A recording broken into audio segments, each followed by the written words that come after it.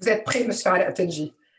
À votre service, madame. Ah non, à votre service. Alors, je commence d'abord par souhaiter la bienvenue à tout le monde sur Zoom, au Liban, au Canada. أهلا وسهلا فيكم كلكم. تقولوا بلبنان والمهجر والمغرب والشرق والغرب. Et surtout qu'au Liban, il est un peu tard, c'est l'heure de l'apéritif, et nous, ici, on est à l'heure du café. Merci à toute l'équipe du Festival du film libanais au Canada, parce que ce festival qui a commencé en 2017, on le tient à bout de bras avec des heures et des heures de bénévolat. Et il est extrêmement important. Déjà, il l'était en 2017, 2018, 2019, alors qu'on était tous en robe longue sur un tapis rouge dans la vraie vie avant la corona. Maintenant, on est tous presque en pyjama chez nous. Mais il était très important de diffuser la culture libanaise à travers le cinéma partout au monde. Il est encore plus important après l'explosion du 4 août. On reconstruit un pays de mille et une façons. Le cinéma en est une qui est essentielle. Donc, merci à la fondatrice du Festival libanais, des films libanais au Canada, Haylof Hachiti, qui m'a fait confiance, qui n'a pas regretté, je pense, jusqu'à présent. Je suis très honorée d'être la marraine.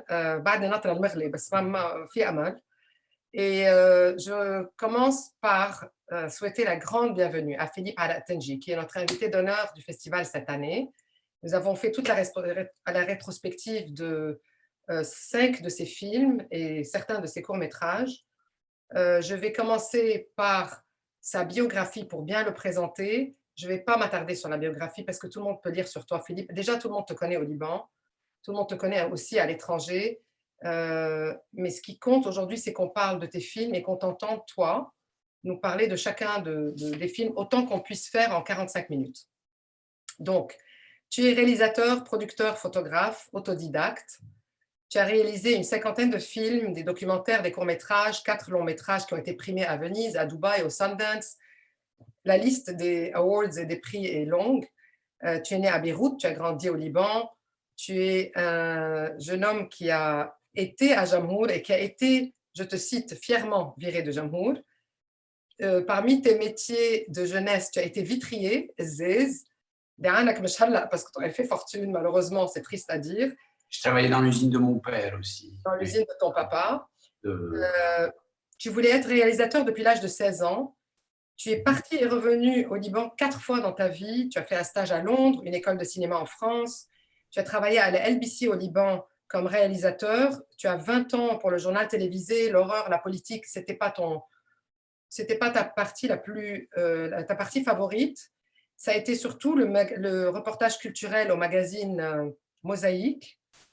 Je pourrais parler de toi très longuement, mais on préfère parler de toi à travers tes films, en fait. Les gens viennent de sortir virtuellement du cinéma virtuel de Miraf Héritage, qui personnellement a été mon film favori de tous tes films. J'en ai vu 5.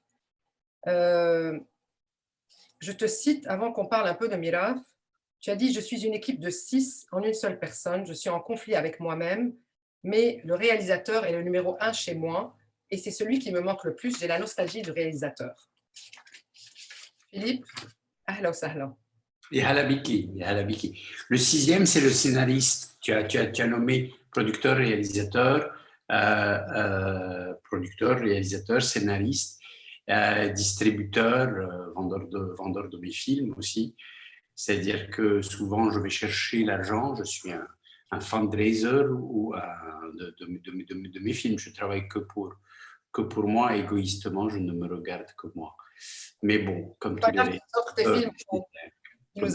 à nous. Pour parler d'héritage un petit peu, je vais te laisser toi parler. Je vais juste présenter un petit peu pour ceux qui n'ont pas vu ce film-là. C'est un film où tu as eu le courage de te mettre à nu. C'est montrer une grande vulnérabilité, ça prend du courage que de parler un peu de soi.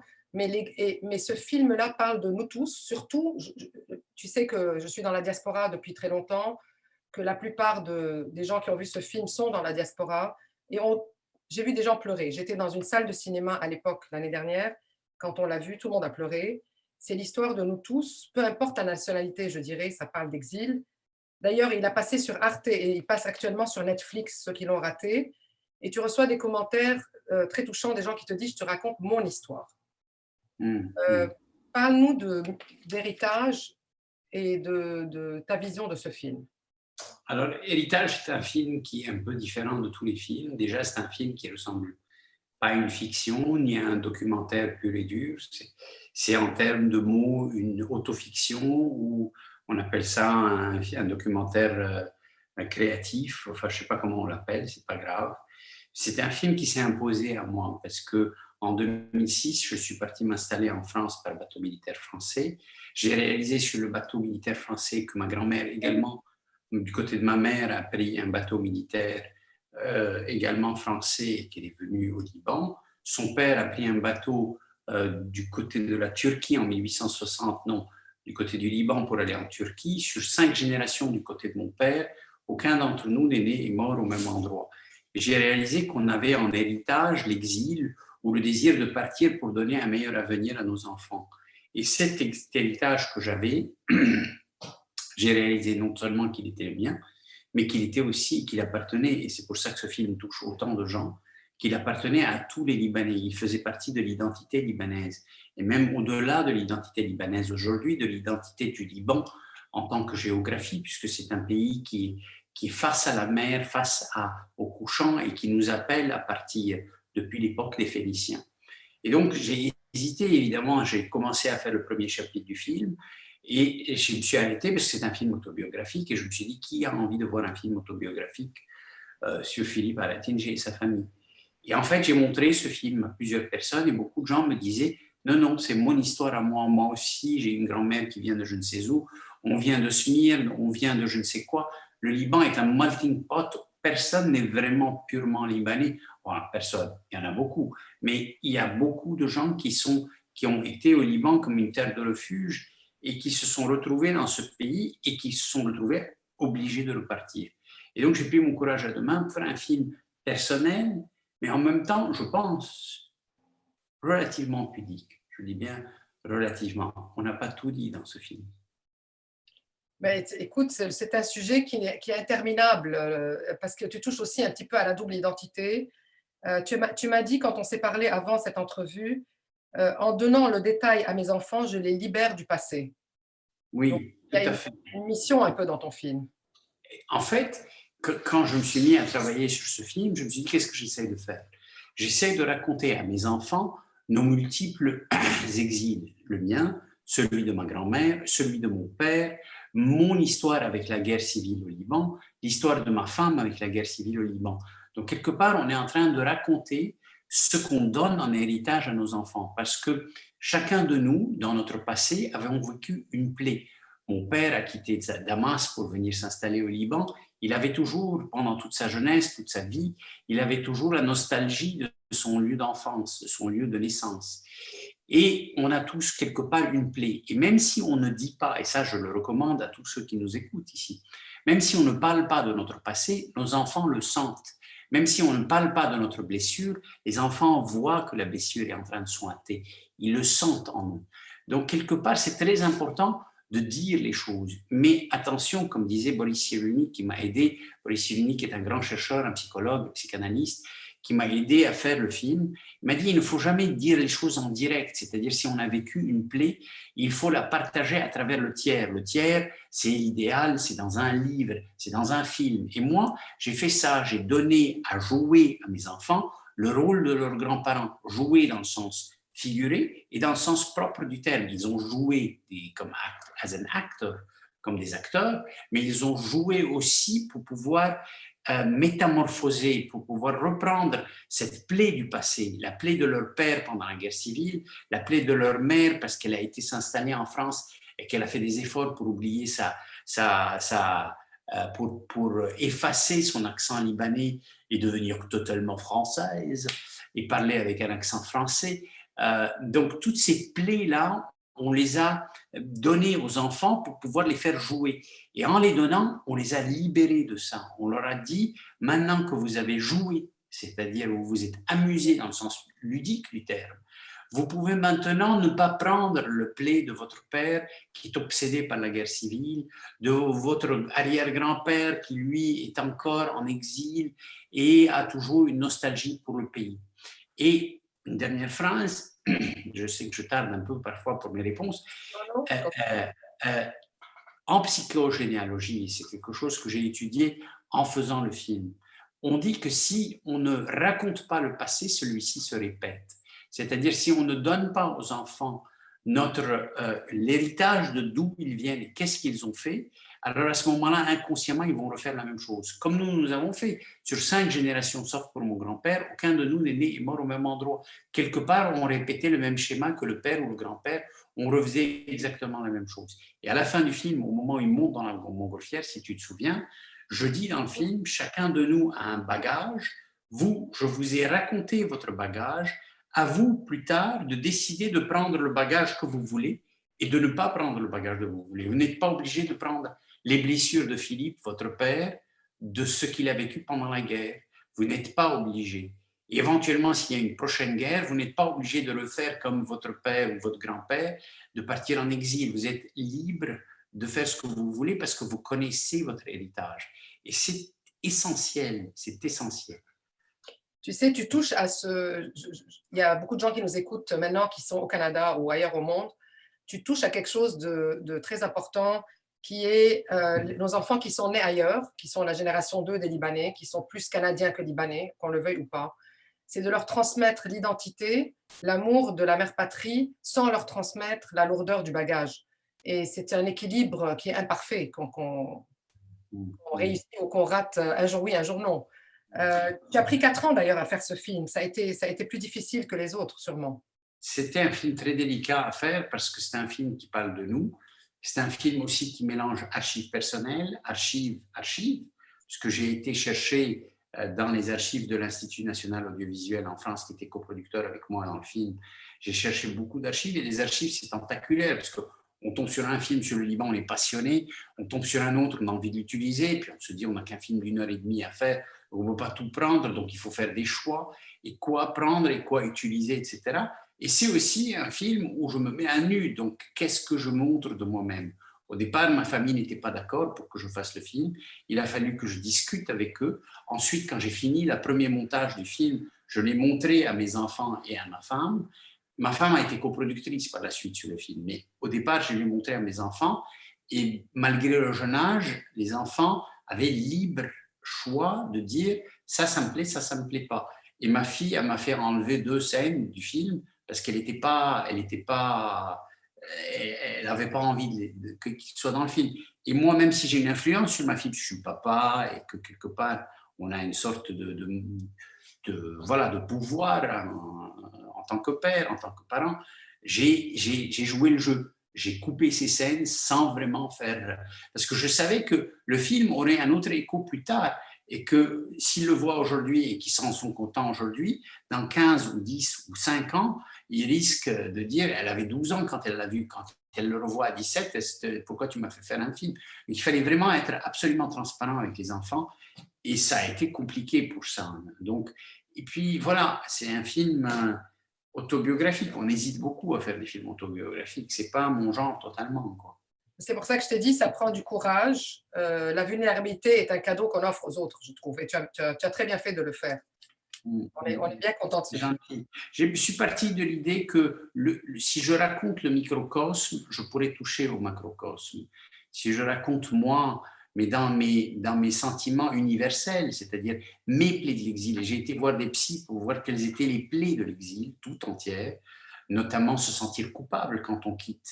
Se sentir coupable, c'est une des plaies récurrentes de tous les exilés. Ils se sentent coupables parce qu'ils ont quitté un pays. Pourquoi eux peuvent vivre bien et pas les autres? Pourquoi eux peuvent avoir de l'électricité et pas d'eau et pas les autres, et ainsi de suite. Tu touches à la culpabilité qui maintenant, en 2020, après le 4 août, a été énorme dans la diaspora. Ça a été le sentiment le plus fort et celui qui a été répété par le plus de gens ici. On se sent coupable. Parce qu'on est... Et je pense que, personnellement, moi, je pense que le Liban existe grâce à sa diaspora. L'intelligence aujourd'hui du Liban est ailleurs. Si cet ailleurs continue à travailler pour le Liban existe encore. Aujourd'hui, moi, je suis plus fier des Libanais en dehors du Liban, même si j'ai fait moi-même le choix d'être au Liban comme beaucoup d'autres, comme mon ami Sharif Majdalani, avec qui on partage ce désir de venir être des créatifs faut pas dire intellectuel, mais ça fait pompeux comme mot. À partir du Liban, il y a énormément d'autres qui rayonnent ailleurs et qui font que le Liban existe. Alors que ceux du Liban, il y a une baisse de la culture générale absolument terrifiante ici. Par contre, je vais juste... Moi, je suis très, très, très fière des Libanais qui sont au Liban parce qu'ils ont réussi à faire des films malgré tout, à faire du théâtre malgré tout. Hier, j'ai vu une pièce de théâtre aussi online de Josiane Boulos. Il y a des livres qui sont publiés. C'est extraordinaire. L'intelligence, d'abord, qui résiste intellectuellement en restant, en publiant, en faisant du théâtre, en faisant du cinéma, avec non seulement très peu de moyens, mais avec des infrastructures qui ont explosé. On s'entend. En fait, plus le terrain est brûlé et plus il est fertile. Il est 22 heures. Et il est 22 heures. Plus le terrain est London, on est à London. C'est mon ordinateur qui parle tout seul. Plus le terrain est brûlé et plus il est fertile. Et notre terrain a été brûlé plus d'une fois. Et c'est pour ça que il est très fertile en termes de créativité. Parce que le seul moyen d'aller au-delà de nos traumatismes multiples, c'est de créer. Et les Libanais sont extrêmement créatifs. Aujourd'hui, en Hollande, parce qu'ils n'ont rien à dire, les Hollandais, parfois, je dis bien parfois, ils sont en train de faire des fonds, parce qu'ils ont de l'argent, ils font des fonds pour aider des jeunes cinéastes hollandais de se lier avec d'autres du tiers-monde, et notamment du Liban, de Palestine ou de Syrie, pour pouvoir faire ensemble des films, parce qu'ils se rendent compte qu'ils n'ont pas d'histoire et que nous, on en a tellement.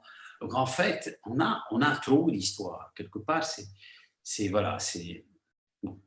Écoute, je vais briser l'ordre dans lequel j'allais parler des films, parce que tu as parlé de Terre brûlée. Et ça m'amène à parler avec toi du film Sous les bombes, qui a été...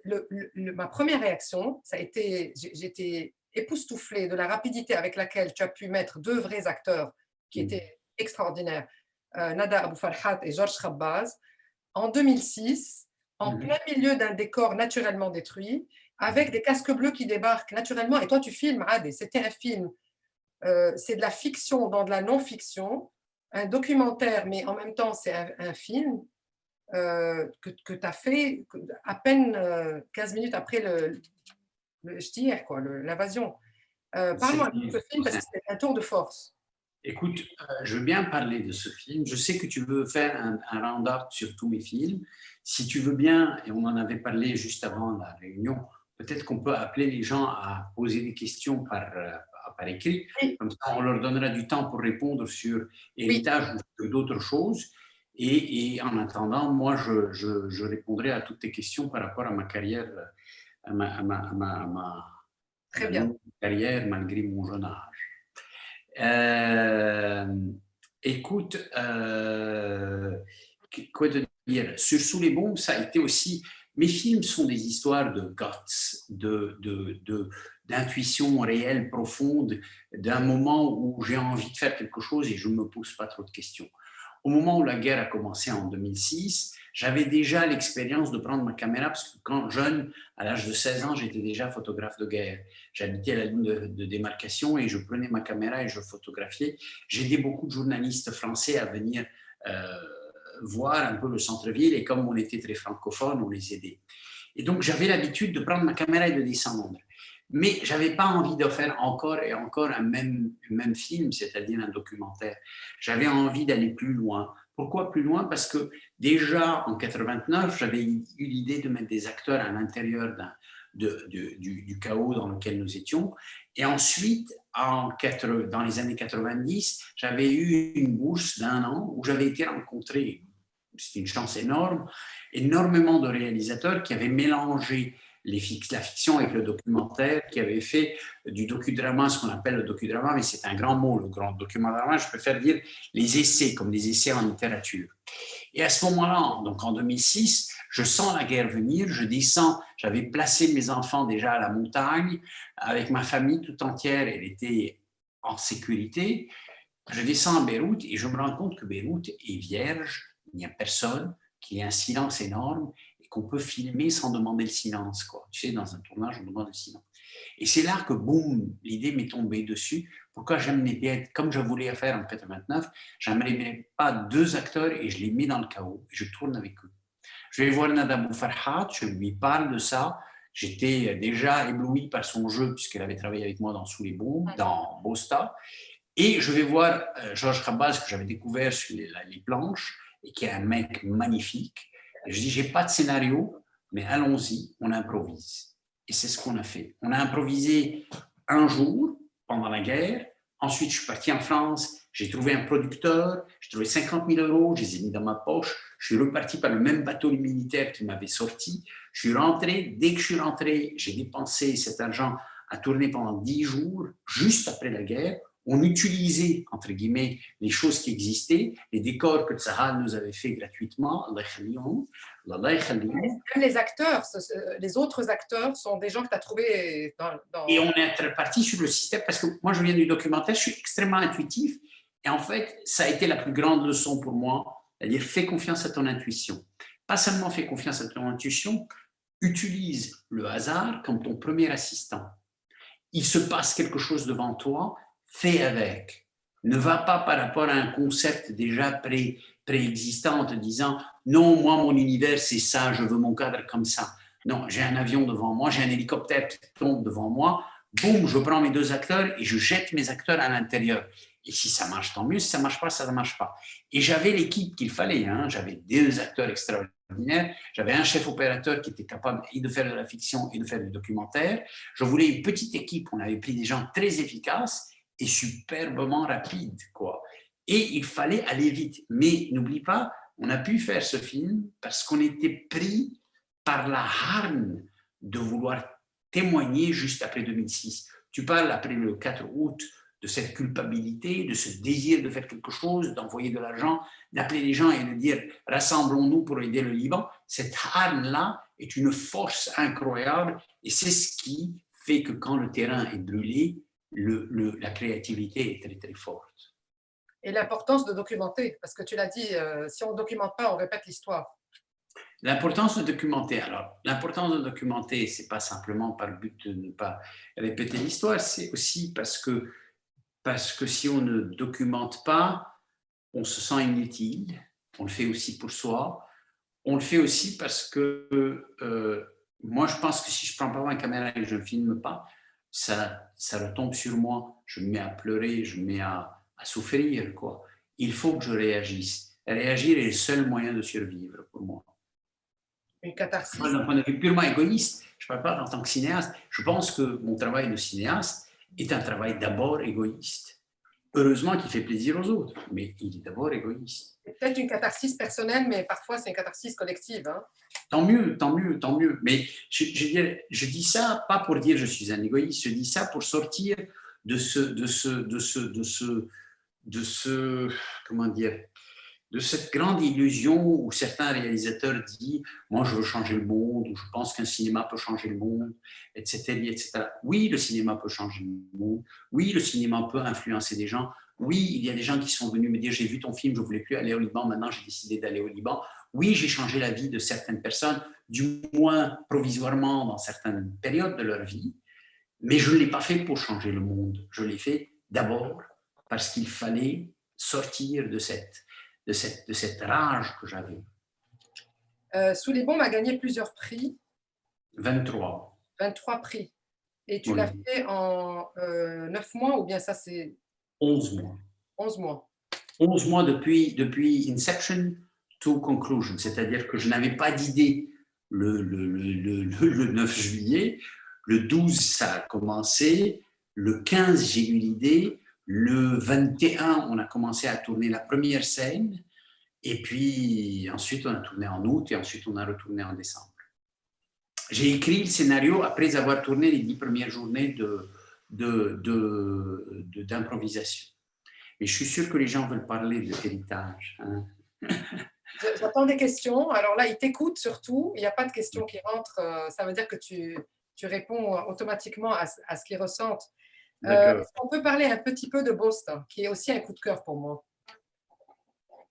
Qu'est-ce que tu veux savoir sur Bosta? Bosta, il est bourré de petits messages très sympathiques. C'est un film très joyeux avec quand même des messages très forts. Tu as remis la date qui est sur la carte avec l'autobus. Tu as joint les deux, ce qui est génial. Une des phrases dans Bosta est assez touchante. Chacun dit إنه ليش عم ترقص أنت ليش عم ترقص واحد عم بقول عم برقص على جروحي يعني le désir de danser sur ma plaie c'est pour tu as des personnages attachants, tu as Nadine Labaké qui joue là-dedans, tu l'as fait en 2005. Tu as brisé des traditions et des tabous là-dedans. Parle-nous un petit peu de Bosta si tu veux bien. Alors, moi j'aime bien dire c'est un film qui a ouvert une porte, en fait, qui a encouragé les Libanais à aller voir le cinéma, à voir du cinéma libanais. Avant Bosta, il y avait beaucoup de films, enfin beaucoup, non, il y avait 1 à 2 films par an libanais qui sortaient, qui étaient financés notamment par l'Europe, et c'était des films qui parlaient de la guerre, ou de la guerre, quoi. C'était le thème. Et puis, un jour, on a fait une conférence, c'était bien avant, 2005, on a fait une conférence entre réalisateurs, et on se disait, personne ne nous aide pour faire du cinéma. J'ai dit, mais notre cinéma ne plaît pas aux Libanais, parce que nos films qu'on fait sur la guerre, les Libanais ont déjà vu la guerre, ils n'ont pas envie de repartir en cinéma pour voir la guerre à nouveau. Donc ils font 2000 entrées, 3000 entrées, effectivement c'est des chiffres. Hein. Il y avait 4000 entrées sur le film d'avant, en Bosta c'était 4000 entrées. Je ne vais pas donner de nom parce que ça ne sert à rien. Alors j'ai décidé de sortir un film et de transformer un scénario que j'avais, qui s'appelait Bosta, qui était mon désir de justement transformer le souvenir de la guerre en quelque chose de plus positif. J'ai décidé d'en faire une comédie musicale, d'aller plus loin, quoi, d'aller vraiment vers quelque chose.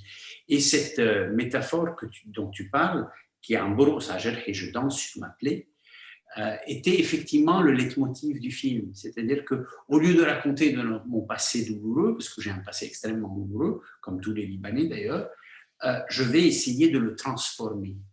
Et je ne vais pas le transformer uniquement sur ma propre carte, mais le transformer de manière globale. Il y avait à l'époque un désir chez nous, parce qu'on vivait chacun dans notre canton, chrétiens, musulmans, sunnites, chiites, etc. On avait besoin de se connaître, de connaître tout le Liban. Et donc j'ai décidé de prendre un bus et de partir pour faire la connaissance du pays. Et qui dit connaissance du pays, dit connaissance de notre identité. Et qui dit connaissance de notre identité, c'est-à-dire connaissance de ce que nous avons en commun. Ce que nous avons en commun, c'est la nourriture, on en parle dans Bosta, c'est le joie de vivre, on en parle énormément puisqu'il y a de la dabke. C'est la dabke qui est une tradition. Donc on a passé notre temps à vivre une guerre, à nous dire non, on ne peut pas s'entendre entre nous. En fait, si, on peut s'entendre et c'était le but. C'était un but réconciliateur, quoi. Et donc, je pris mon courage à deux mains et j'ai fait un film en dehors du circuit attendu du Liban. Et c'est pour ça que d'ailleurs, j'ai été refusé 26 fois sur le film. Toutes les commissions françaises, européennes me disaient, mais c'est un film qui ressemble. J'ai même entendu un Français qui m'a dit, ça m'a ramené au Liban à l'époque, un Français qui me dit, c'est un film loin de la réalité libanaise. Elle est tellement blessée à moi, qu'on m'explique à moi qu'est-ce que c'est qu'un film d'une réalité libanaise, que je m'étais vraiment fâché et j'ai amené presque de force ma famille au Liban parce que j'en pouvais plus de ces Français qui pensaient comme eux ils voulaient. Et donc, je me suis retrouvé au Liban sans fonds, sans rien. J'ai monté un business plan, malgré moi. Je suis devenu producteur malgré moi. J'ai été tapé à 26 portes. J'ai trouvé les investisseurs et j'ai monté le film tout seul. Puis quand je suis venu pour le distribuer, les gens m'ont dit, un film libanais, ça ne marche pas, parce qu'effectivement, les films libanais, ça faisait 3 ou 4 000 entrées. J'ai sorti le film tout seul, malgré moi. Ça, c'est toutes les casquettes dont on parlait au départ, que je ne veux pas faire. Tout ce que je veux, c'est réaliser mon film, moi, c'est tout. Éventuellement l'écrire, mais l'écrire, le réaliser, ça me suffit, quoi. Et donc, je sors le film moi-même, je le distribue moi-même, avec la collaboration de la LBC, et en le distribuant, il fait 140 000 entrées, c'est-à-dire 7% du panel de tout le Liban, c'est-à-dire l'équivalent de 7 millions en France, si on donnait des chiffres. C'est énorme, oui. Il bat, je suis le premier, très fièrement, à avoir battu King Kong, moi-même, là, celui-là. Oh. Il a battu King Kong. King Kong avait fait 45 000 entrées, moi j'avais fait 140 000 entrées. Donc j'étais très fier et il a très, très, très bien marché, effectivement. C'est un film qui a lancé, qui a poussé. Et notre slogan, c'est « Film de Bnei Lemi et Blini » parce qu'on avait trouvé le financement au Liban. On avait écrit tout seul, on avait tout fait au Liban, sauf un peu la musique et le mixage, on ne pouvait pas le faire ailleurs, puisqu'on mélangeait dap et techno, donc j'ai été chercher la techno de chez les Anglais. Et voilà l'aventure. C'est chaque fois une aventure, c'est chaque fois un miracle, c'est chaque fois un alhamdulillah. C'est chaque fois on se dit, putain, est-ce que je pourrais faire un deuxième, ou un troisième, ou un quatrième? Et effectivement, le ciel est clément. Et on continue à en faire, quoi. Enfin, là, ça fait 4 ans que j'en ai pas fait. J'ai de quoi me flinguer, mais bon, beaucoup d'autres comme moi. Ça veut dire que tu mijotes quelque chose de grand. En général, il faut être patient quand ça prend du temps. Bosta, d'ailleurs, tu l'avais fait en 2005. Oui. Euh, Sous les bombes, c'était en 2006-2007. oui, oui. Héritage, c'était en 2012-2013, sorti en 2014. Et L'Essen, le dernier, c'était en 2017. En attendant aussi, j'ai fait en 2018 un film documentaire de commande sur les pas du Christ au Liban. Et puis, j'ai fait pas mal de courts-métrages. J'ai fait un court-métrage sur la Saoura que je n'ai pas encore sorti. Ça, c'est des films personnels. Puis sinon, je fais aussi des films pour des musées. J'ai fait un film pour le musée de Léoubi, un film pour le musée de la Banque du Liban, un film pour le musée de Ksara. Je fais des films de musée, mais pour gagner ma vie et payer les études de mes enfants.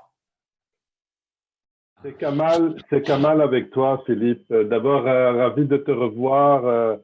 Ça fait longtemps que je t'avais vu chez Josiane durant un de tes projets en collaboration avec Josiane. Tout à fait.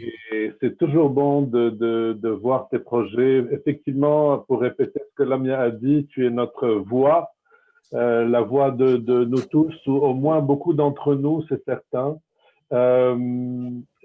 Ma question, en fait, n'est pas claire. Je suis encore à table avec dans la scène où ta maman et toi parlaient du départ alors que tu rentrais au Liban. Pourquoi tu refilmes la guerre alors qu'il faudrait laisser la guerre en arrière?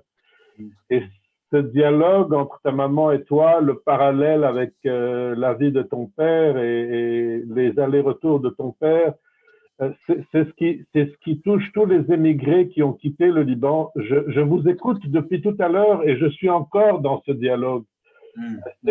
C'est vraiment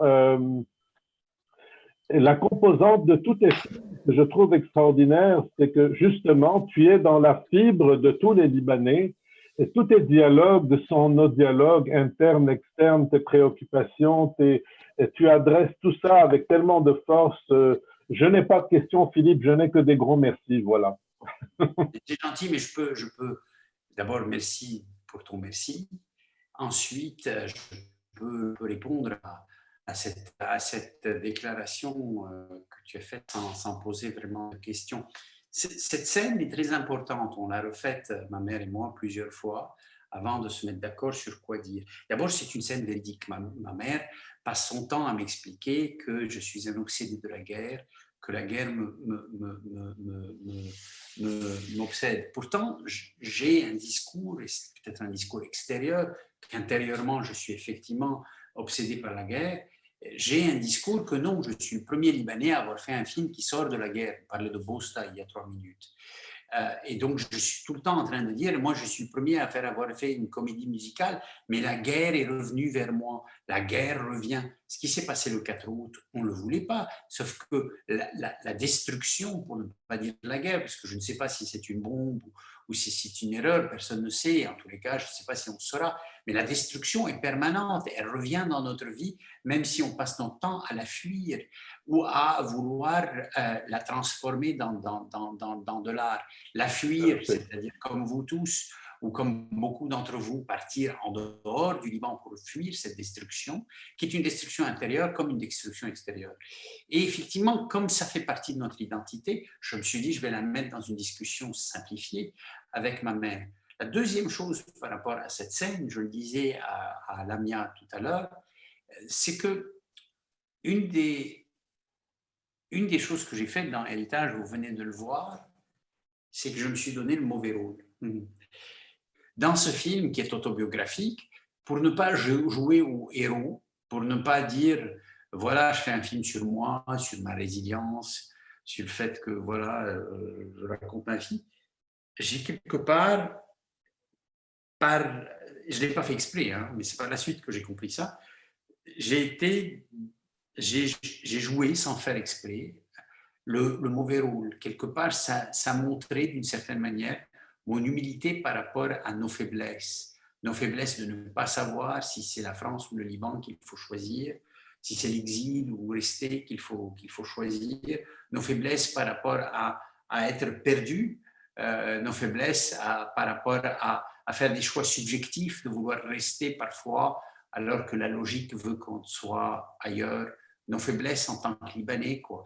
Donc voilà, j'ai pris le mauvais rôle pour montrer nos faiblesses, et quelque part parce que aussi c'était un film un peu trop nombriliste et je ne voulais pas que mon nombril prenne le dessus.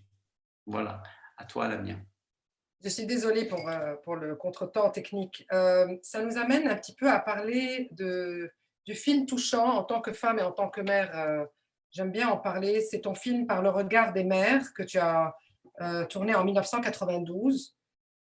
Tu me dis que c'est ton premier grand documentaire et ironiquement, ça t'a pris 9 mois à le faire, une vraie grossesse de mec et de producteurs et de réalisateurs et de scénaristes. Ce qui est touchant dans ton film, c'est que tu m'as dit, je te cite, tu m'as dit le point commun, c'est c'est être يعني واحدة بتكون مثلا بتقول الحكيم الشهيد.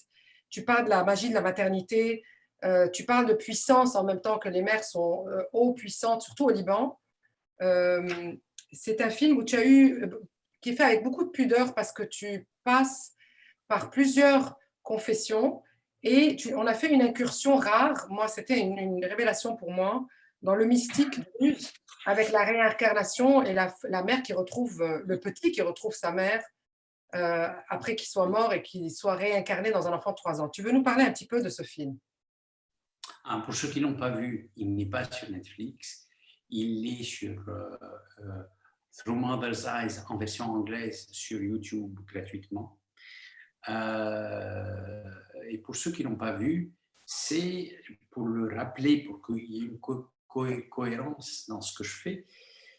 En fait, je dis cohérence parce que quelque part, j'ai fait un film musical, j'ai fait un film sur la guerre, j'ai fait une histoire d'amour, j'ai fait un film autobiographique, ça c'est pour mes longs métrages, j'ai fait un film sur les mers, j'ai fait un film sur le parapente, j'ai même fait des films sur les girafes. Enfin, j'ai fait tellement de choses que moi-même, je n'arrive pas à trouver de points communs dans ce que j'ai fait. Et j'aime bien ça, j'aime bien parce que ça définit bien mon côté Gémeaux qui est multiple. Et je trouve qu'effectivement, plus on développe notre multiplicité et plus on est soi-même. Il ne faut pas avoir peur d'être plusieurs. Parenthèse fermée, je dis que le point commun avec ce film et les autres, c'est une quête permanente que j'ai de notre identité. Qui sommes-nous? Okay? On dit le Libanais, c'est pas un pays. On dit le Liban, c'est pas un pays. On dit les Libanais, c'est pas une identité, c'est une profession. On dit beaucoup de choses et de mauvaises choses sur le Liban. Et moi, qui suis un optimiste de nature, au contraire, j'ai envie de dire non, peut-être que c'est tout ça, effectivement, mais on a une spécificité et on se retrouve quand on est à l'étranger. On sent tout de suite le Libanais. Et ce n'est pas à cause de la labneh, ni à cause du hummus ou du taboulé. C'est à cause de quelque chose de spécifique. Alors, dans Beau Star, il y avait la dabki, il y avait la joie de vivre, il y avait le désir de danser sur sa plaie. Dans Héritage, il y avait la plaie de l'exil. Dans Sous les bombes, il y a la plaie de la guerre, tout simplement, et ainsi de suite. Et dans Les mers, il y avait une éducation commune. Nous avons tous une Une c'est-à-dire une femme qui, dans sa tendre jeunesse, n'était rien. La fille au Liban n'a pas vraiment de place. On la marie, elle perd son nom de famille. Mais quand elle devient à ce moment-là, elle monte dans l'échelon. Elle devient la du garçon. Et son identité devient celle du grand garçon, le grand garçon. Elle devient Tony ou Mohamed ou je ne sais qui. Mais si Tony ou Mohamed ou autre devient médecin, elle devient Hakim. Et donc, elle va pousser cet enfant à ce qu'il soit ingénieur, médecin, etc. Pas simplement parce qu'elle a de l'ambition pour lui, mais parce qu'elle a de l'ambition pour elle-même. Elle passe d'un stade de zéro à un stade de quelqu'un qui a une importance. Et ça va très loin, tout ça. Je le montre dans le film jusqu'au point où je montre la shahid, la chérite, qui pousse son fils à devenir shahid, c'est-à-dire à mourir. Celle qui a donné la vie va pousser son enfant à prendre la mort pour qu'elle-même devienne shahid. Donc je vais du pathologique au moins pathologique et j'explique cette identité que nous avons en commun, cette mère qui est un drive énorme parce que nos mères ont fait de nous des hommes extrêmement ambitieux. Les Libanais, on ne peut pas dire que ce pas des gens qui ont réussi dans le monde. Et c'est beaucoup grâce à cette femme qui est derrière et qui les a poussés. Et à la fois, ça peut être pathologique comme ça peut être positif. Et je le montre dans le film. Et c'était, une fois de plus, pour conclure, mon désir d'aller revisiter tout le Liban. On sortait en 91-92, on sortait d'un Liban où l'un ne connaissait pas l'autre. Donc j'avais envie d'aller rencontrer l'autre et je suis tombé sur des scènes dont tu parles un tout petit peu, incroyables, notamment une scène de réincarnation où un enfant va retrouver sa mère d'une vie antérieure, on la ramène chez sa mère réelle et il parle de sa mère réelle comme Walidati, c'est-à-dire ma génitrice, et de sa mère antérieure comme Ummi. Et donc on le filme enfant au milieu avec Ummi et Walidati, ce qui est quand même incroyable. On parle de pardon, on va à Kadisha, on montre une scène où une mère, on lui a tué son fils, et Vendetta oblige au Liban, on a la Vendetta, elle va chez les hommes, 200 hommes, et leur ordonne, et c'est la puissance des mères, encore une fois, ordonne, je ne veux pas venger mon fils, je vais pardonner. Et personne n'ose lui dire non, parce que si la mère pardonne, tout le monde se tait. Voilà. Philippe, la bonne nouvelle, c'est que la nouvelle génération, parce que j'ai beaucoup de chance que quand je suis au Liban, je peux m'entourer et rencontrer des jeunes femmes de 25 et 35 ans. On a aujourd'hui toute une génération de femmes libanaises carriéristes, entrepreneurs solides, qui s'identifient plus dans leur carrière, qui veulent devenir mères, mais elles sont beaucoup moins portées à faire des... C'est pas leur ambition unique de faire des enfants, disons. Donc, moi, je suis très fière de les voir aussi carriéristes que mères, épouses, etc. Malheureusement... Aussi, d'ailleurs, elles sont plus intéressantes pour moi, les femmes au Liban, à interviewer parce qu'elles ont évolué beaucoup plus vite que les hommes. Elles sont par rapport à leur grand-mère qui était génitrice, point à la ligne, point à la ligne. Elles sont aujourd'hui entrepreneurs, elles ont avancé, elles ont dépassé leur grand-mère et leur mère de 5 ou 6 fois, alors que les hommes, c'est encore des fils, c'est toujours des fils. Les hommes sont fatigants en tournage. Excusez-moi tous les gens qui nous écoutent. Et la révolution, la révolution a été aussi menée par les femmes, il ne faut pas oublier. Bien sûr. Écoute, je pourrais passer à peu près 5 heures avec toi, sans problème technique, évidemment. Il nous reste 1 minute et demie. Et il y a beaucoup de questions. Par contre, je pense que les questions, ça va être beaucoup plus facile de les poser sur le live de Facebook. Il y a en dessous, vous pouvez poser toutes vos questions. Et Philippe et moi, on va s'assurer que tout le monde ait sa réponse. Je vous promets qu'on va le faire. Je voudrais que tu aies le mot de la fin, ta conclusion sur ce que tu veux. Le cinéma, l'avenir du Liban, la post-explosion, tes projets, ta venue au Canada où on va t'accueillir à l'aéroport sans corona, j'espère. Comment tu veux nous laisser? Moi, je voudrais... Tu m'avais parlé de ce festival qui... J'avais aussi dit ça dans ma vidéo que j'avais faite, qui existe malgré tout. Donc, je voudrais dire merci à ce festival qui existe malgré tout, malgré le corona, malgré le fait qu'on est sur online, malgré aussi l'urgence, l'autre urgence, c'est-à-dire d'aider le Liban après le 4 août.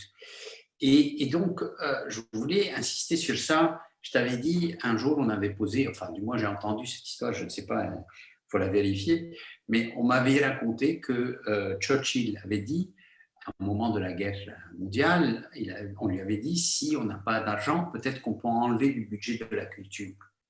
Et Churchill aurait répondu, pourquoi on se bat si ce n'est pour préserver notre culture? Et je pense que je voudrais dire merci au festival, à toi, Lamia, et à tous ceux qui nous écoutent, pour insister à quel point la culture est la raison pour laquelle nous sommes. Nous ne sommes que à travers notre culture. La dabke dont on a parlé, l'exil dont on a parlé, la dont on a parlé, tout ça fait partie de notre culture et de notre identité. Et donc, nécessaire d'aider, de m'aider à moi, cinéaste, d'aider les autres cinéastes, d'aider la culture à persévérer, à continuer, parce que c'est le seul moyen pour pouvoir continuer à réfléchir qui nous sommes et à faire de ce que nous sommes potentiellement une nation. Parce que pour l'instant, nous ne sommes pas encore une nation, nous sommes quelque chose en devenir, en espérant qu'il deviendrait. Mais si on ne pense pas culture, on n'arrose pas la terre qui, elle, donne le fruit d'une réflexion sur ce qui nous sommes et où on allait. C'est-à-dire, on n'encourage pas le cinéma, on n'encourage pas les arts, on n'encourage pas, etc. Je dis ça parce que j'ai un mal de dingue à monter mes films, financièrement. On n'existe pas. Donc, n'oublions pas ça. Et surtout, merci à tous ceux qui l'encouragent. Merci au festival. Merci à toi, Lamia. Ce qui est important, c'est la culture dans les 3 langues aussi, arabe, français, anglais. Notre identité libanaise, elle se transmet par le cinéma, par les livres, par le théâtre, et elle ne mourra pas grâce aussi à la diaspora et à vous qui vous battez sur tous les fronts au Liban. Donc moi, je salue tout le monde au Liban et ailleurs. Merci d'avoir été avec nous et puis on continue de voir les films dans le Festival du film libanais au Canada. Merci à tous, bonne soirée au Liban, bon après-midi au Canada. Merci Philippe. Merci à vous, merci, shukran.